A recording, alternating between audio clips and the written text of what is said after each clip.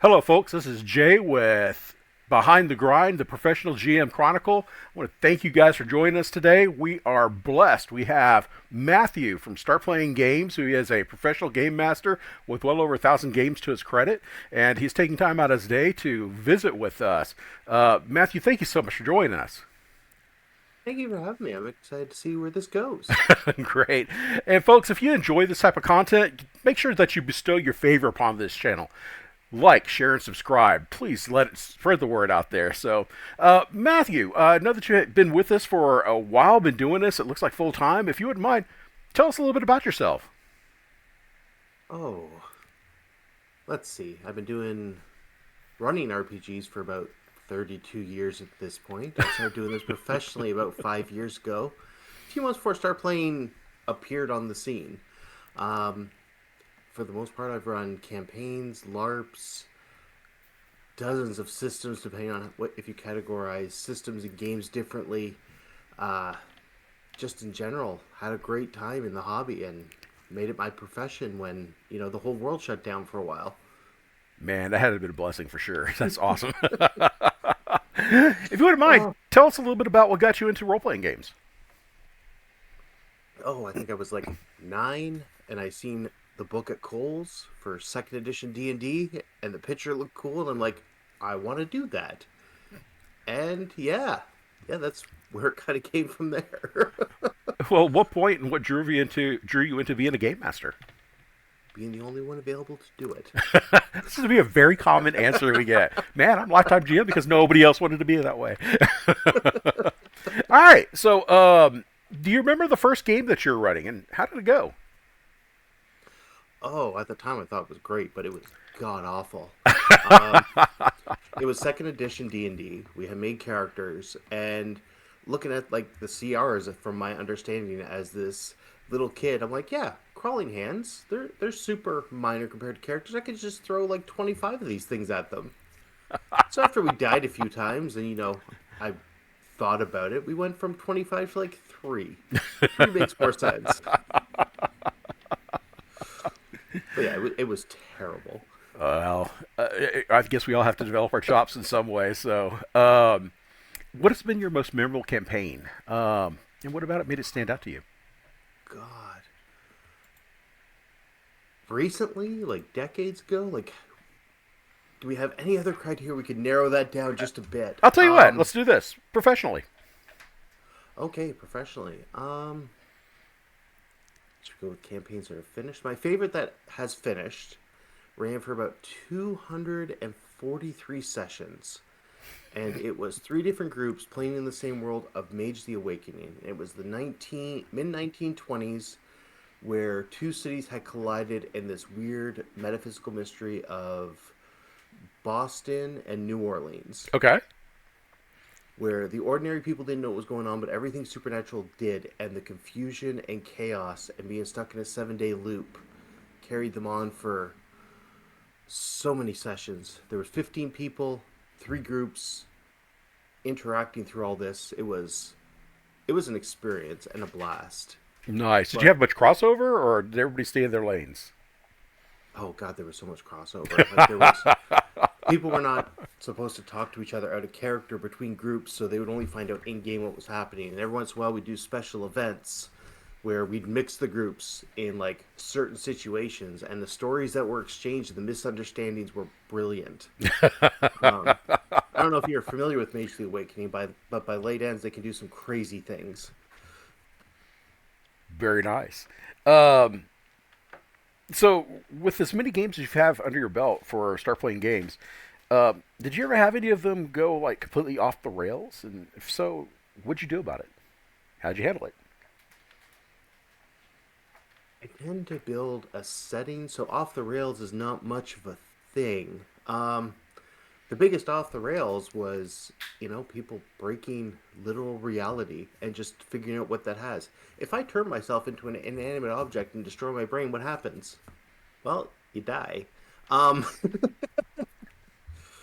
I had a character turn himself into a metaphysical location and not have the ability to preserve their brain, and yeah, they became a resource for the rest of the party. Wow. I think that's the most off the rails we went, where I was just like, I need to pause for a moment and think of the repercussions of this. Okay. Well, doing this as long as you have, what inspires your approach to the game? Do you have any role models?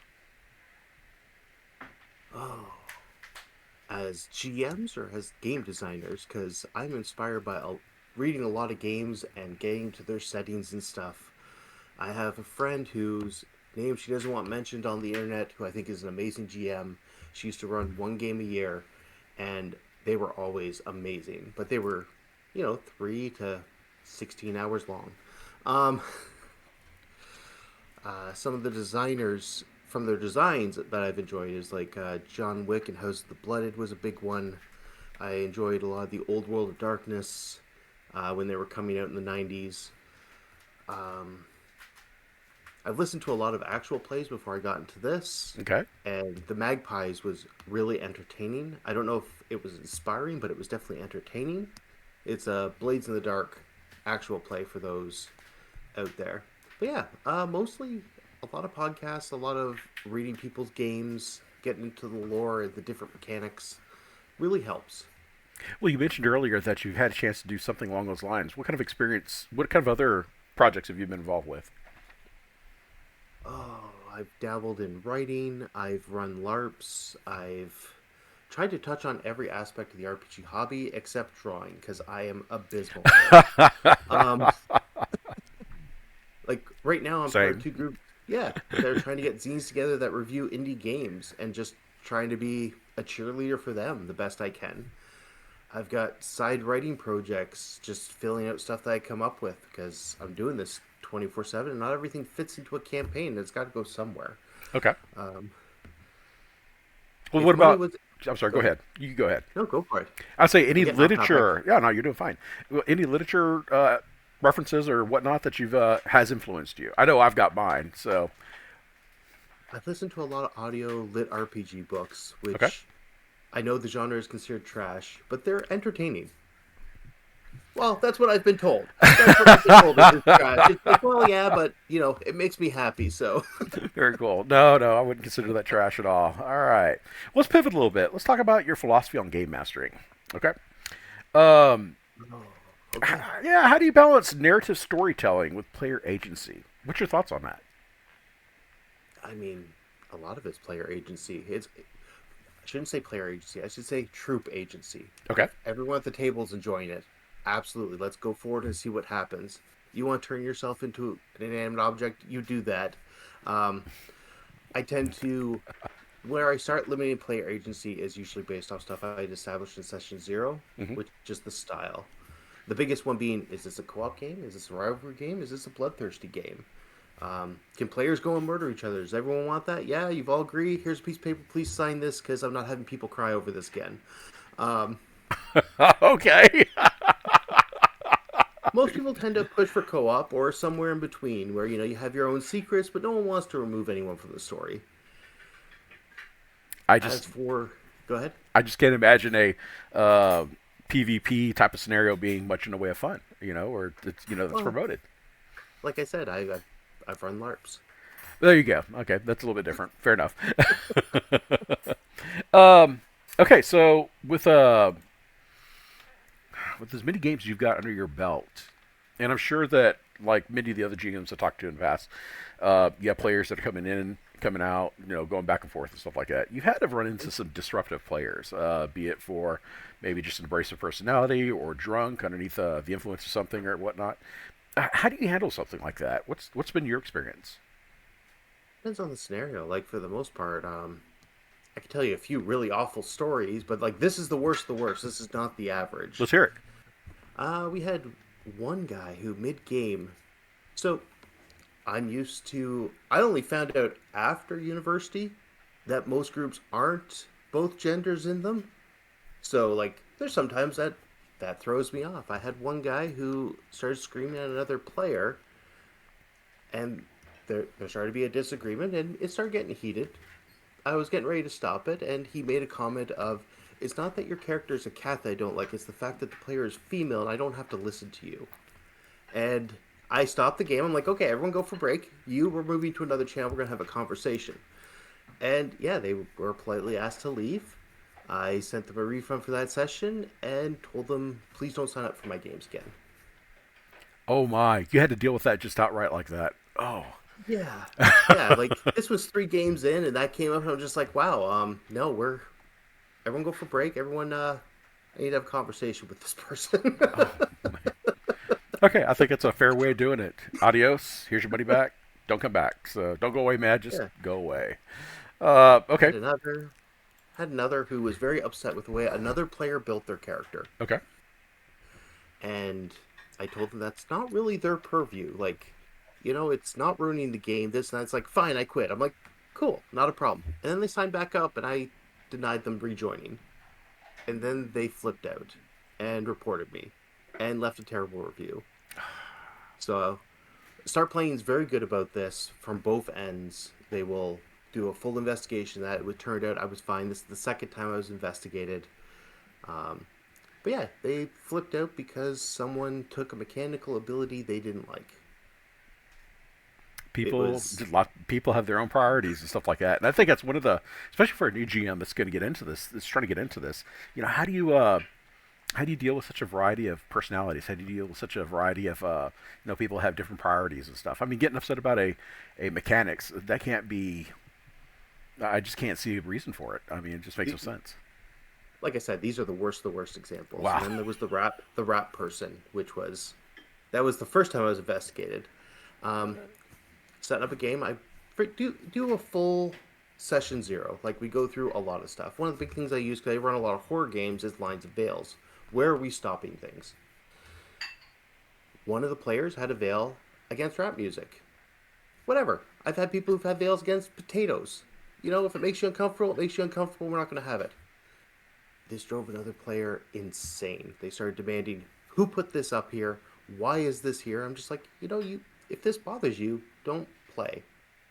Like, just don't play. I will refund things. It's fine. This isn't the game for you. So they left. I refunded them. Thought this was over. They reported me for being racist. This white man reported me for being racist because he could not sing rap music during the game. Just gonna let that sink in for a minute. I was destroying his cultural heritage. I've, He was white. I've got nothing. But those are the three Nothing. worst I've encountered in 5 years. God. We've had other things like different play styles, and I've recommended players to different groups. Like, I have one group that very much powered by the apocalypse kind of play style. Let's play and see what happens. Let's have moments pop up of high drama, even if it doesn't make sense sometimes, but let's go at it. And they are fantastic. They have played through 3 different campaigns and they are having a blast. I have some people who this group would despise who stop midway through. It's like, let's spend 40 minutes talking about the crafting system of this game and figure out how we can make a really cool ring and get right into the nitty gritty of the mechanics. And you pair those types of people together and they have really great conversations and a lot of really good time. That is probably the best advice I can give for people is fit people with the same play style and they will have a blast. Very nice. Identify styles. Yeah. Very nice. Okay, so sticking with the philosophy of game mastering, do you think a game master should prioritize the story, the rules, or the player's enjoyment? The troops' enjoyment. Okay. 100%. Maybe not individual players, but as a group, like the playstyle I was just talking about. If people like crafting systems, the story should follow crafting systems, at least to a degree. I'd say 65% should be the interest of the whole group, and then we start getting into the individual interests in the story. There has to be a story. Doesn't have to be a story. I've played games like Honey Heist where it's just a comedy of errors and your hat falls off. But there should be something. There should be some tale they can tell at the end of the day. I feel that really pulls things together. What that story is, well, there's as many different stories as there are game systems out there. And for anyone who's scratched the surface past D&D, there's a lot. There is. Okay, so actually, I wish I'd put this question further in a different category, but it does apply to this. So, how Sure. do you create a sense of immersion for your players? Do you find it's the storytelling, maps, music, sounds, tokens? What's your thoughts on that? That really depends on the troop and getting their preferences. I use music. I use a thing called theater inserts where the characters can pop up like a visual novel. I use splash tokens for combat things sometimes when a boss shows up. And some of my groups really love these things. One of my groups is like, why are we wasting time on this? Let's just have paper, character sheets, and we'll roll dice in front of the video. But Okay. yeah, I've had entire cities set up with scenes of every district, every like couple blocks, and like little videos. So it really depends on the troop. Heck, one I did like custom videos for vids they were finding in the 40K universe, where I was using a voice modulator and everything. It can vary so much, but it really depends on what the troop wants to see, Okay. where they want my focus to be. And I take it you kind of discern that at a session zero type of situation. Session zero, and then just watching people. A big thing I do is stars and wishes, which I do a lot at the start and then slowly wean off that. Okay. Which, if the audience is familiar with this, stars is what they've seen that they like. This lets me know what to keep doing, and then wishes is what they want to see more of. And this really lets me tailor it to the troop. From just a play style, like just playing for fun, is very different from playing for paid campaigns. So I'm speaking of paid campaigns. For the people I play with for fun and my friends, we might be just playing with a mess of systems and being like, hey, I think I fixed combat for this system. Let's see if it works. So yeah, Ta-da! yeah, the hobby is vast, but most of the answers I'm going to be giving from a paid GM point of view for this. If Okay. you want different, let me know because, like I said, it varies. Fair. Okay, so this is going to be probably the most controversial question you're going to run into. Oh, Yep. What's your stance on fudging dice rolls as a game master? I don't. I Okay. don't. I roll them in the chat and people can see them. The only thing I don't roll is like stealth. And I never fudge that. It's just people don't always know how well they're hidden. And other similar mechanics where the character wouldn't know and they have to make decisions before seeing the result. Is the only time I hide dice. I've watched people die when they shouldn't. I've seen people, I don't know if you're familiar with Chronicles of Darkness, but roll a dice pool of 15 where 3 dice almost guarantees you one success and fail everything. Because they wanted to slack a werewolf and see what happens. Yeah, not advisable. But the dice the dice are part of the storytelling, I think. So if I fudge them, I feel I'm doing a disservice to people. If I'm going to bother rolling, there's no point in fudging them. Okay. That's That's interesting, my especially when you thought. talk about the priorities we were talking about earlier, and you said the troop uh, employ, enjoyment and Mhm. not fudging the dice. I guess that would definitely engender a sense of trust with the game master, which I can see that making a real good correlation there. That's really cool. Yeah. I'm more likely to change the entire system than to fudge dice Okay. for what people like. Okay, we're going to pivot again. We're going to talk about your approach to crafting worlds and narratives. Cool. Oh So god. I know, right? Talk to me about Some your of my favorite. talk to me about your approach to building your campaigns. Do you build top down or bottom up? In other words, do you do top down, saying you got a big map and we're going to start here, or bottom up, saying we're starting in a village and we kind of start developing our landscape around us? I kind of okay. I come up with a high concept idea Okay. and then start very down at the bottom and build the barest of scaffolding.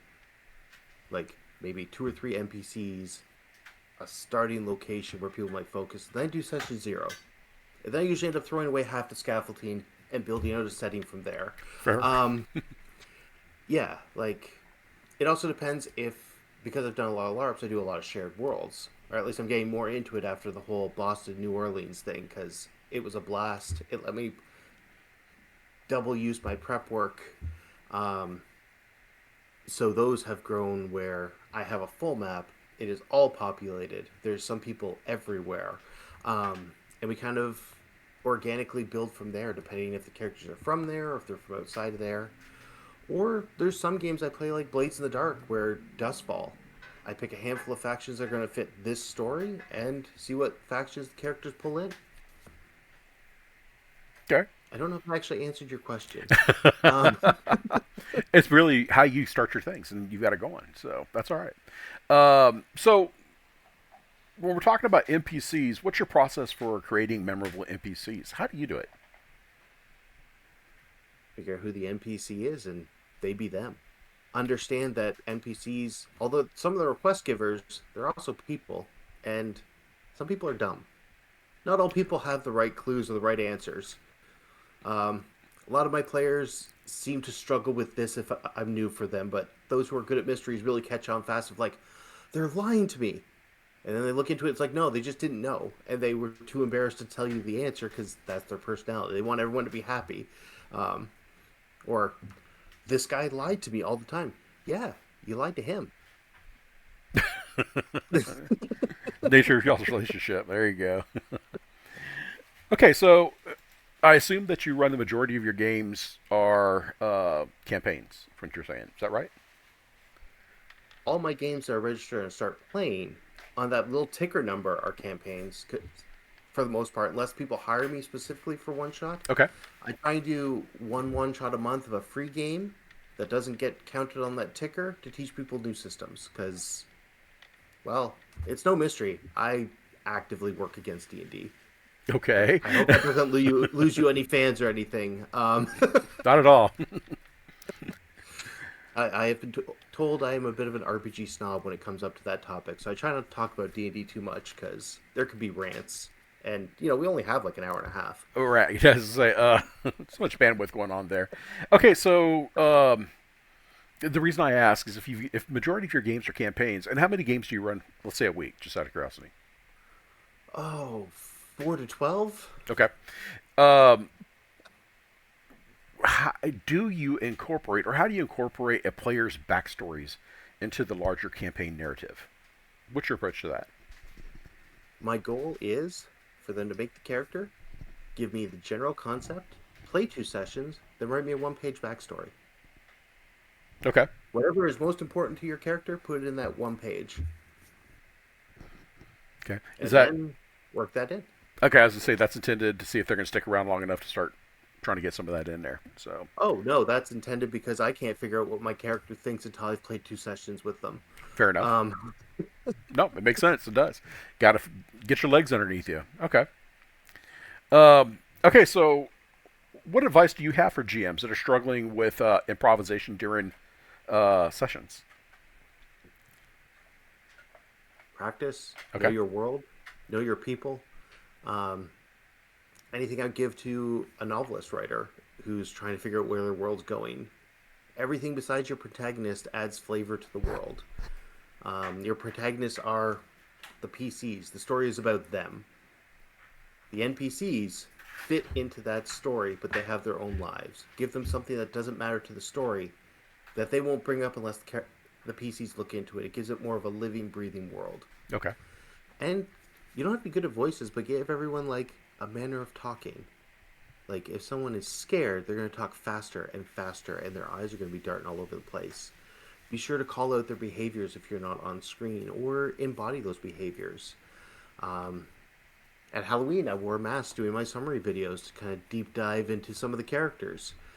But like most of my games, people don't want cameras, so like describe that they're fidgeting with their hands. Describe that their pinky is they have a nervous tick and they're flicking their fingers. Describe the person as leaning back and glaring at you like you are wasting their time, but they're paid to be here. So they're gonna probably talk a little slower. They're gonna look at you, and they're gonna hope you get the message without them saying that you should leave because you're It's trying to be played. exasperation. You're right. Okay, so that brings up an interesting thing there. Uh, would you say that the majority of your players have cameras, or are the majorities just voice only? Every campaign but one, there is one person who wants a camera in all my players. Okay. That's it. That's it. Wow. I I had not ask heard every that. group if they want my camera on or off. There's only one group or one guy's like, I prefer seeing your reactions. It's like, cool. Wow. I did not Somebody like expect that. funny little program that I can just change to what the campaign is. I'm super ready if anyone ever decides they want to see me. God, there's so many on here. Ta-da! Yeah, there's a lot of things that have been going in the last few years. But yeah, for the most part, I'm ready. But All good. Okay, so these are questions now that are meant for people like me, wannabes, that are trying to get into the scene, and questions that I want to ask seasoned veterans. So, if you don't mind, what does the day in a Pro GM look like? well, I can probably do a week better than a day. But for the most part, if it's a Fair? work day, depends if it's a prep day or a game day. Okay. For example, there's some days I'm doing 3 games in a day. There's not a lot of prep work done. There's a lot of notes taken, and it's running games. You do the start, you give them the 10 minutes to see if there's any mechanics questions that have come up through the week that people want. This will obviously vary from group to group. Anything you're thinking of changing or any general thoughts is usually when I bring it up at the beginning, and then we do the recap and we dive in. The playing of the game is going to vary from system to system. If you're only doing one system, it's not going to vary from system to system, obviously. And yeah, at the end, you wrap things up, you say your goodbyes. Any stars or wishes or adjustments you want to make, you usually ask then, and make 2 pages of notes. I turn off the game, I make a bunch of notes. If I have time, I do the summary video. If not, it gets pushed off to a prep day. Okay. My prep days, I look at my GM task list here. There's usually 2 or 3 things per game, and I just start going through. This can be anything from making specific NPCs to fixing conditions to stuff that if the system is very... Another thing, if you're improvising mechanics, if it's a game where you have to come up with specific things, most players are okay with, I'm going to put to be determined here, and between sessions I will fill this in with what this magical thing does, or what this condition does, or etc. And most people are like, cool. I don't think I've had anyone be like, no, I need this now. But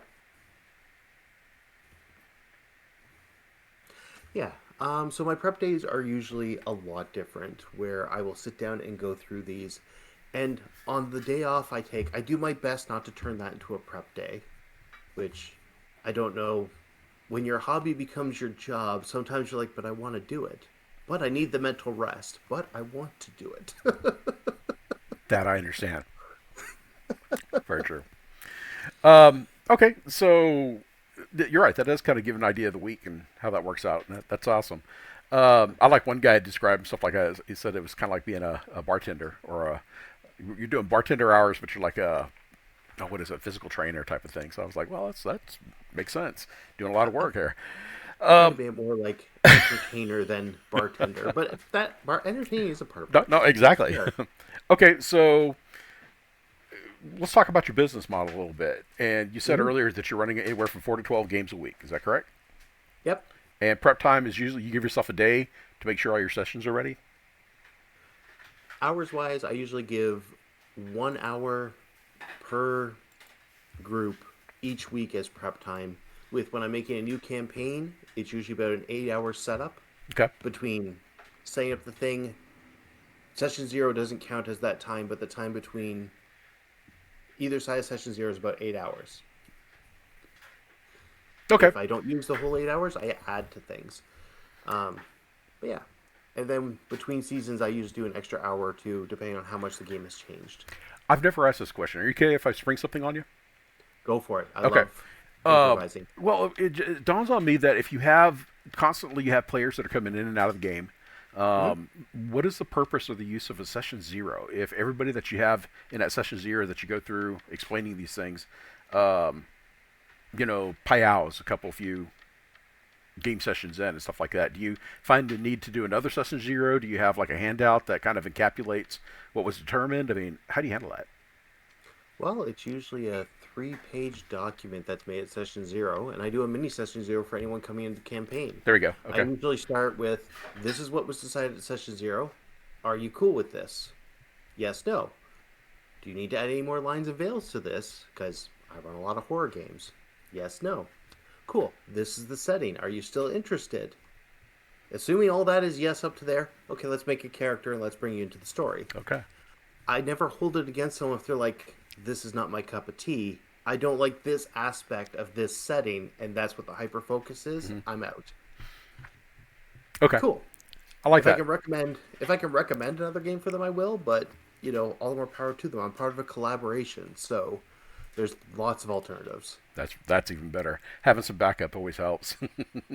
Yeah. Okay, so with you now having been doing the professional GM thing now for you said for like 5 years, do you still enjoy running your games now as opposed to when you're running for your friends for free back in the past? Has there been a change of perspective? Absolutely, a change of perspective. Do I enjoy running the games? Depends on the troop. Some of the troops are wonderful. I am not going to single anyone out. If I truly hate a troop, I will let them know and hand them to someone else who is better at their playstyle. There are certain systems I hate, and I would love to convince the troop to change systems. And at the end of every season, I throw that offer up there. But I don't think there's no hatred to running it. There are times when I'm mentally exhausted, Mm-hmm. but that's my own fault for setting 4 games on a Saturday. Um, It's not good. I used I used to think my creativity was endless.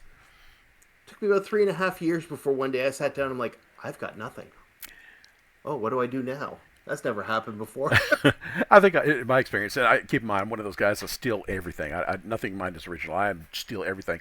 But I have learned that while my creativity is endless because I can steal whatever and stuff like that, my bandwidth is not so much. And I have, especially as I'm getting older and stuff like that, fatigue does play a part in things. So I definitely can relate.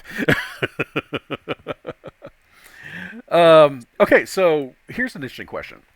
Mhm. What do you find are the expectations of your playing players? What do they want? What are they expecting? What's the norm? What do you want out of life? That answer is different for every player. That's why it's very important to try and identify the playstyle and move them towards the game and group they like. Okay. I've met people who are like, my friends say this game is cool. This is what I want to do. I'm like, this doesn't do that. I don't think you're going to have a good time. But if you still want to try it, we can try it out. And if you don't like it, I can recommend something else. And that's happened a couple times. There's also been, I am somewhere between story and mechanics. I kind of follow that middle road. And there's some people who don't want to see the mechanics. And I will recommend them to certain GMs who that's their thing. Mm-hmm. And some who are very much the opposite, where I want to do tactical combat and that's all I want to do. And I have other people I know I can recommend them to. So it's kind of the birth of I keep the players I want, the playstyles I can accommodate the best, that they're going to have the best time. That can be a mixture of that, mysteries, horror, are all in my wheelhouse, or just wanting to mod a system to fit a theme, are all things I'm pretty good at. Okay. I wish I could write because then I could produce supplements endlessly, but I'm not great at. I'm good at reading people and adjusting things on the fly. You can't put that in a book. I don't think so, at least. Technology's No, come a long way, that's but totally fair. That's totally fair. Totally fair. And um, as a writer, I understand where you're coming from. I can definitely appreciate that. Okay. I admire you. uh, this is now meant for the role of the online TTRPG community. What do you think is the biggest challenges facing game masters in modern TTRPG community? What kind of issues out there do you see that, as a professional GM, your concerns, just things that are out there that are in front of you?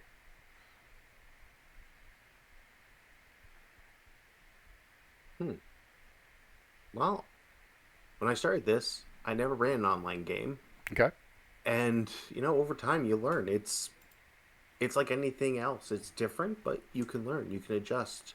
There are so many options out there. Um, Now doing it professionally, I spend a lot of money on extras that I really don't need just to run a game. But I do. I have come to the conclusion my favorite is Foundry. Foundry with Discord voice. I don't know how. I don't want to piss anyone off on your show, so I'm just going to stop that there. Um, Hey, if you don't care, Roll20's garbage, Okay. uh, but it's also the most popular.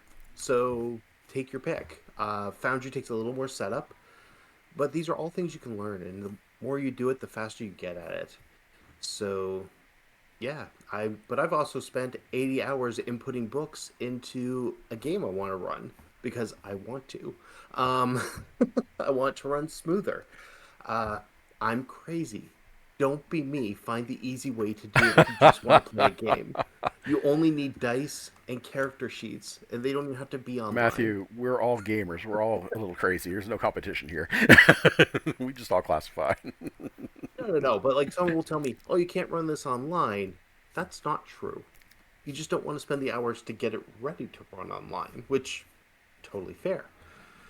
Heck, I ran Honey Heist and I spent 3 hours making a character sheet. You could hit a button and just pre-generated the bear. For those not familiar with Honey Heist, it's a one-page RPG which a bunch of tables generates a bear that's going on a heist. You either fail out by betraying your friends and robbing everyone, or your hat falls off and people realize you're a bear.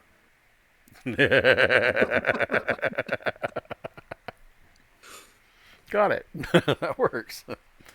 Okay, so how about this? How has the rise of actual play content and streaming impacted the way you approach game mastering? Do you check out like those videos by these guys that are trying to give advice on how to be DMs and stuff like that, or the Critical Role and these things and stuff like that to watch? Does that have any influence on you? I have not watched Critical Role. Okay. I've watched the adapted cartoon show, and it is amazing. Um, that said, I've heard people talk about the Matt Mercer effect. It's never had an impact on me, I don't think. Okay.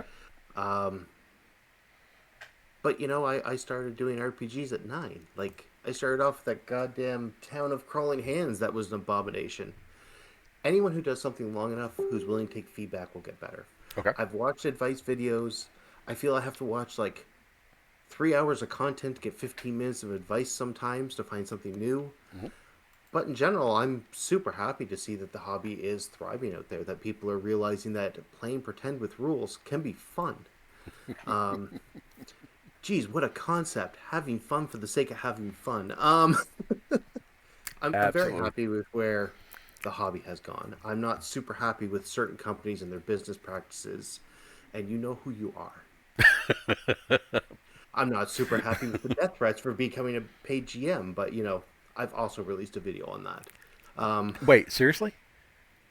oh yeah, yeah. When I was first starting, I used to get a lot of hate, and it was about 2 years in. One woman's like, "You're a paid GM. I'm going to destroy your life. I'm going to destroy that Why? concept and everything about it." I'm like, "Cool, you do you. I'll make a video on how to do it." And so I did a rant video of like, "Hey, if you want to kill paid GMing, run more games. Paid GMing exists because there's not enough game masters. You want to run 10 games a week for people for free? You'll do your part to try and kill paid GMing. Don't want to do that? I can't believe that. That was unexpected. I did not see that one coming down the road.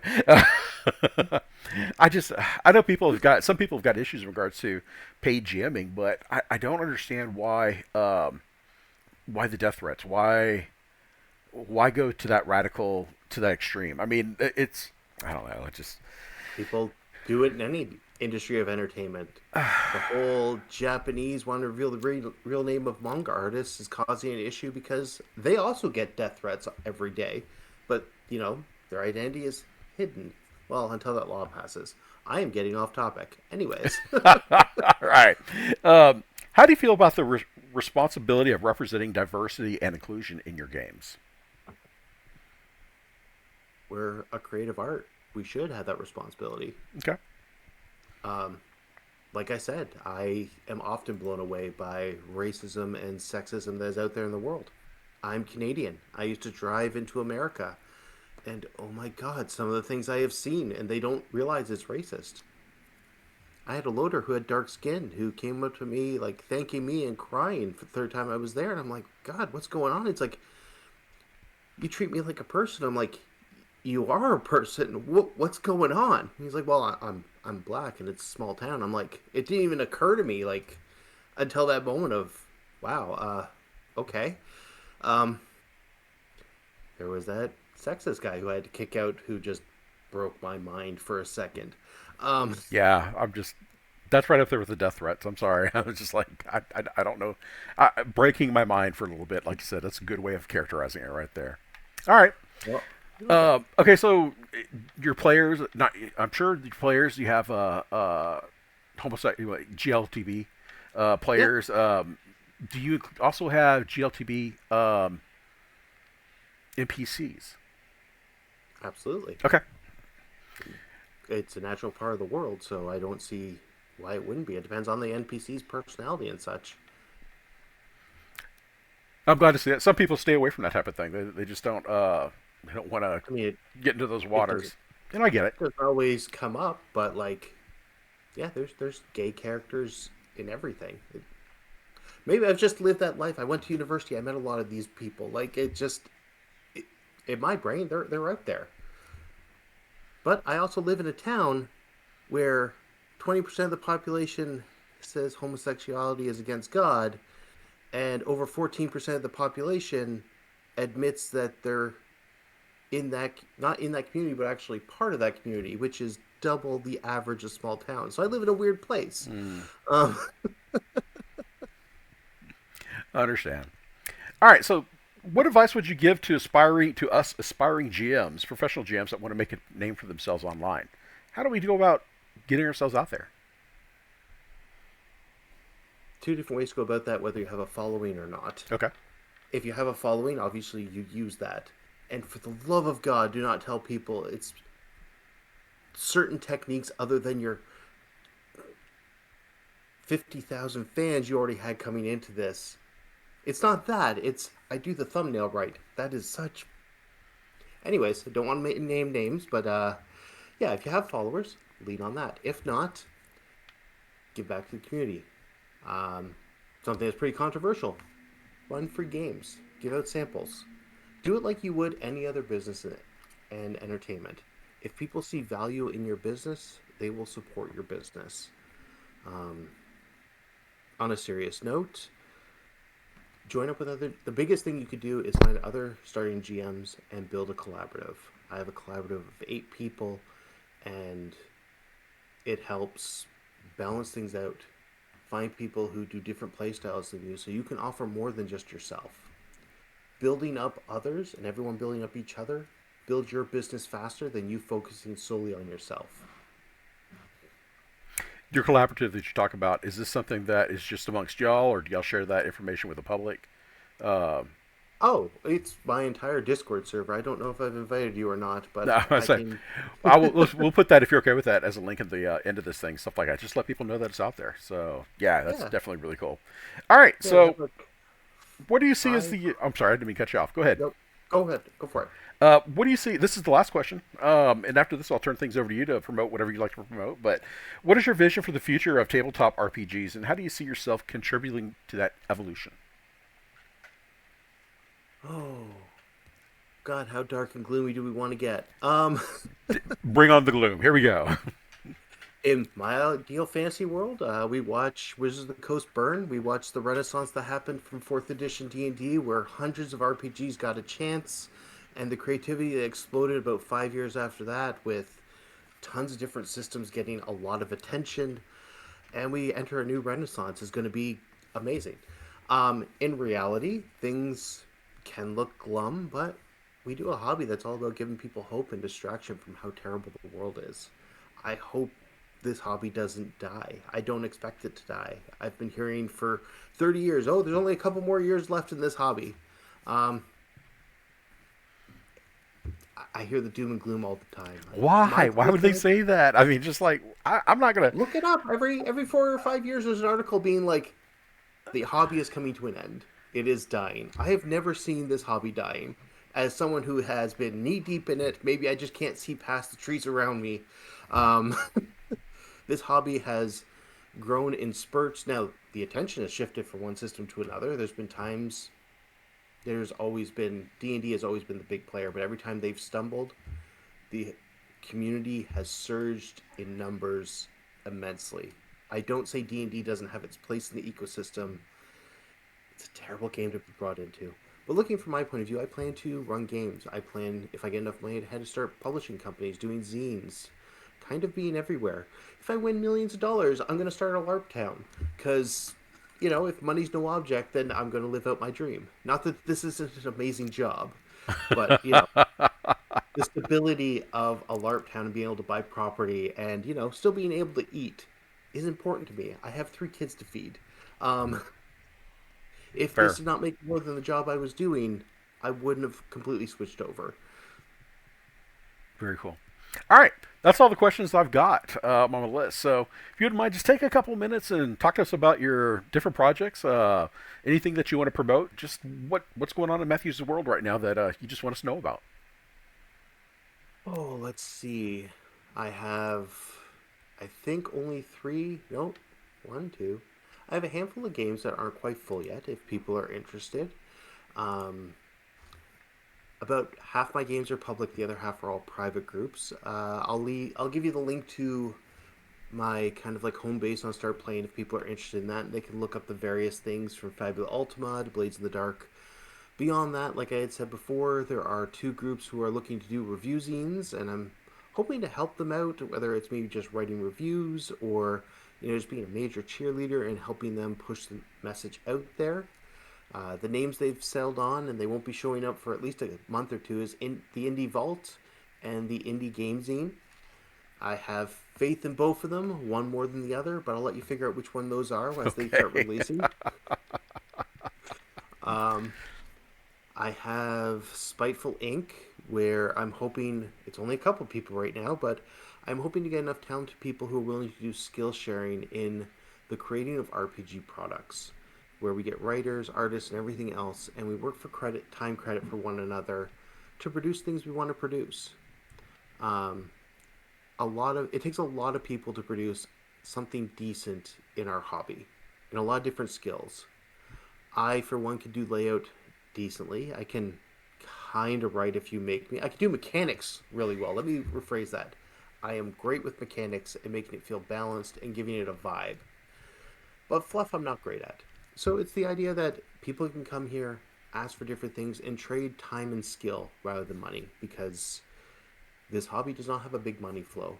One of the greatest things about being a paid GM is I get to do tax write-offs, so I get to invest a ton of money into this hobby and small creators. And so do my players. I have a group that has invested over $600 to someone who is making the VTT for Chronicles of Darkness, Okay. who's doing it for free just for fun. And just through their coffee over the last 3 years, they've invested a lot of money in this person, which is just to see people getting back the effort they put in so this hobby can keep growing is amazing. Watching someone who's about to quit doing something get an infusion of money and being like, holy shit, I am filled with energy and I can do this. I hate to think that money makes, the be all and end all, but there's a lot of struggling artists, and there's people who've done such amazing stuff. And it's so like, oh, well, it doesn't have a super pretty cover, so it must be garbage. Just try not to rant. Gotta be good. Gotta be good. Um, but yeah, like, I've always been inspired by independent things and some of the creativity. And every game I've read has given me something good. I have not read a game that does everything perfectly. In fact, I've read a game that does everything kind of okay. It's called D&D. But there's nothing D&D does. I haven't seen a game that does it like leagues better. Just, oh, there's so many good things. And for those who hate PGMs, if you hate PGMs, run more goddamn games. If all of you ran 10 games, you could put us out of business. I know this isn't going to happen, but don't get angry at us. If you don't like something in the world, fix it. That's kind of been my philosophy for life in general. I want to see more independent people games out there, so I run free games to demo these games so they get out there. I build VTTs to support that so we can do it online. I go down to the game store, my local game store, run free games for kids, so we got another generation coming up who love this. Oh, that's One of those awesome. finally taking it over every other week for a campaign that isn't D&D, because D&D, yeah, I gotta stop going back there. I've been told I need to present a face for the collaboration that isn't just rant scream. So I've got a lot of strong opinions. I think I've done pretty good about not cursing today too. Matthew, So I'm yeah. one of those guys, stuff like that. If you're gonna blow up, make it magnificent. I'm just gonna let it happen. I'm gonna get popcorn, okay? I'm just like, Well, you can always go to my ranting video. It's a nice calm talk of, if you want to murder us, this is what you got to do. I want that link. That'd be great. I'll find it after. But yeah, um, yeah, write your stories, get your games out there. If D&D is your true passion and you've tried a dozen things and come back to it, great, fantastic. Make it your own. Release a supplement of how you make it your own and make some things wonderful. Because if it's your favorite, you've changed something. I have 100% faith that you have changed something. Um, Support Fabula Ultima. Support games that are not always made in America. Just throwing that out there. Not saying you can't support games in America, but seeing the translation, the changes in certain parts of the world and what they view as an amazing game is brilliant. For example, Japan was big in Call of Cthulhu, but there was also a lot of small mini games that had rivalry systems built in. There was one where you played a bunch of ninjas, and the faction you worked for in your mission, you had the group mission which you had to complete. If that didn't work, you failed, and you had your own side mission that might compete with other people. And your faction and your main abilities with the main your character, you build this character, you could go to a bunch of different tables, get checks off, which didn't give you XP, but you could turn it in at a convention to give advancement for your faction for the next year's supplements, which I thought was such a crazy neat idea. And then you got the Nordic games where it's like very much down to earth and it's about how things are feeling, how you're pushing through your depression. It's not the monsters outside, it's the people inside that might break that will lead to the end. You are more powerful than monsters, but you need to eat. You need to help your community. If you're completely selfish, you will be abandoned. And just the vast difference in like the concepts of different cultures. And like I just said, Fabula Ultima, a Italian take on Japanese RPG video games, is such. Oh, there's so much out there. There's so much out there. The Fog of London. No, that's not the name of the game. That's just what's in my head. There's a game out there where London is the only city left in the world. And it's just the fog and the undead out there. And it's really neat. I want to see someone do a lit RPG system for RPGs that takes that concept. If someone finds something, and if you send me another D&D hack of it, I will be angry again. Because one of my favorite books got changed into an RPG, like brand new RPG, and I got it, and it was D&D, and I was furious. Just goddamn. Oh, I good. have never refunded a book before that day. Anyway, sorry. All good. Listen, we got to wrap things up. Yeah, I appreciate your time. Thank you so much, Matthew. I really enjoyed this. There's a lot of good information here for us to be able to glean and go through, and especially for those of us that want to try and improve our skill set. So yeah. I definitely appreciate your time. Thank you so much, Matthew. Not a problem. It's been good talking and getting some of these things off my chest. Glad I could provide the forum for that. So, guys and gals, thank you again for plugging in to Behind the Grind, the Professional GM Chronicles. Again, guys, bestow your favor upon this channel and like, share, and subscribe. Just to help us out there. But we like to communicate. So if you got questions for Matthew, put it down in the comments. You got questions for me, suggestions on people to talk to, just some different things there and stuff like that. Whatever's on your mind, let us know. We definitely want to set this thing up in order to be able to learn. And I think that Matthew has definitely given us, he's definitely put some things in there for us to be able to learn. But all the links that you talked about, we'll go ahead and make sure we plug in on the bottom there. Check it out, guys. Again, thank you so much, Matthew. It's been wonderful. Thank you for having me. Guys and gals, thank you for your time. Take care and God bless.